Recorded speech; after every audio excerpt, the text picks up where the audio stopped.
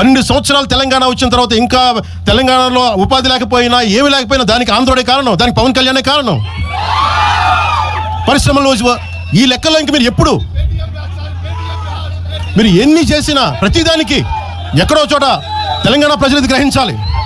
ఉద్యోగాలు రాకపోయినా, ఉపాధాలు రాకపోయినా ప్రతిదానికి ఆంధ్రోడు కారణం అంటే ఆంధ్ర ప్రజలు నిజంగా ఎందుకు వస్తారు ఇక్కడికి? తెలుగు చిత్ర పరిశ్రమ ఎందుకు వచ్చింది? ఎక్కడో మద్రాసులో ఉండే తెలుగు చిత్ర పరిశ్రమ ఇక్కడ రావడానికి కారణం తెలంగాణ ప్రత్యేక రాష్ట్రం కావాలని కోరుకున్న నాయకులు చెన్నారెడ్డి గారు తీసుకొచ్చారు ఇక్కడికి. ఆయన తీసుకొచ్చారు ఇక్కడికి.